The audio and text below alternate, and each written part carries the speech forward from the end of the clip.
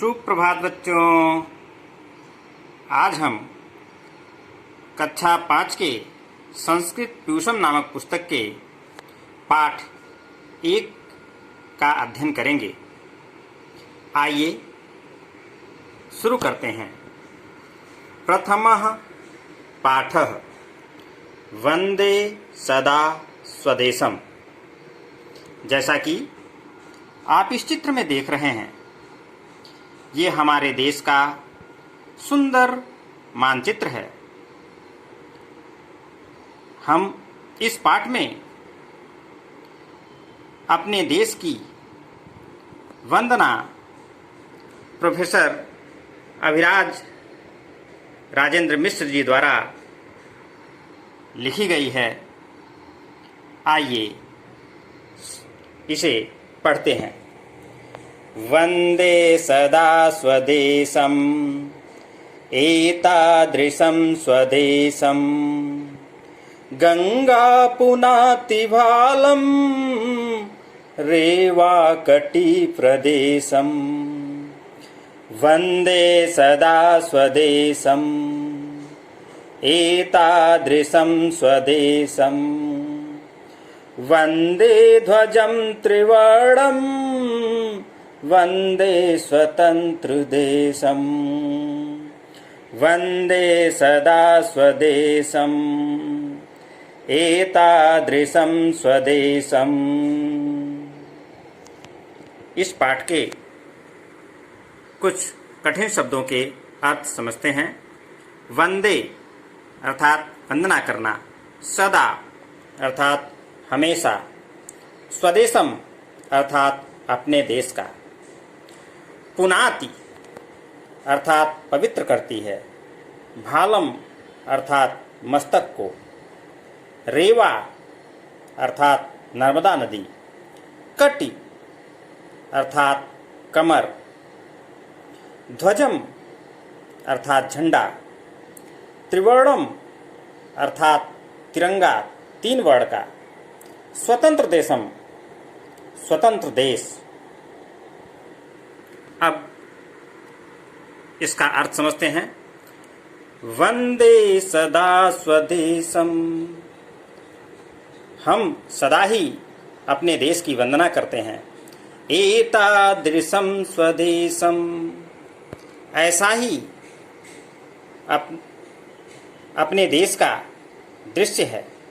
गंगा पुनाति भालम, गंगा जिसके मस्तक को पवित्र करती हैं। रेवाकटी प्रदेशम, जिसके कमर क्षेत्र में नर्मदा नदी प्रवाहित होती हैं। वंदे सदा स्वदेशम, ऐसे अपने देश की हम वंदना करते हैं। एतादृशं स्वदेशम, ऐसा ही दृश्य अपने देश का है। वंदे ध्वजं त्रिवर्णम, हम अपने देश के तिरंगे झंडे की भी वंदना करते हैं। वंदे स्वतंत्र देशम, हम अपने स्वतंत्र देश की वंदना करते हैं। वंदे सदा स्वदेशम, हम अपने देश की सदा ही वंदना करते हैं। एतादृशं स्वदेशम, ऐसे दृश्य वाले अपने देश की हम वंदना करते हैं। इस प्रकार बच्चों, अब अपने देश के इस मानचित्र को ध्यान से देखिए और इसके आधार पर हम आप लोगों से कुछ प्रश्न पूछेंगे। उन प्रश्नों का उत्तर आपको देना है।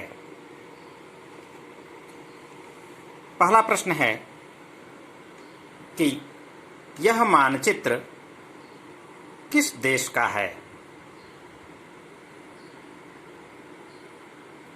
अपने प्रश्न का उत्तर कमेंट बॉक्स में लिखेंगे। दूसरा प्रश्न है,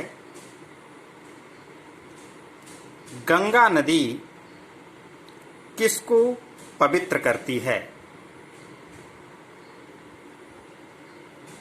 तीसरा प्रश्न है, हम किसकी वंदना करते हैं? अगला प्रश्न, भारत के तटीय प्रदेश में कौन सी नदी बहती है?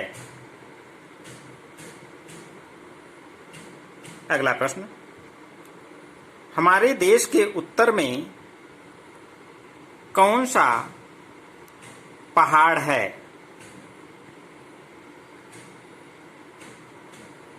अगला प्रश्न, यदि हिमालय पर्वत नहीं होता तो क्या होता?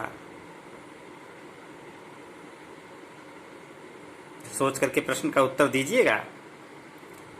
अगला प्रश्न, हमारा देश 3 तरफ से किससे घिरा हुआ है?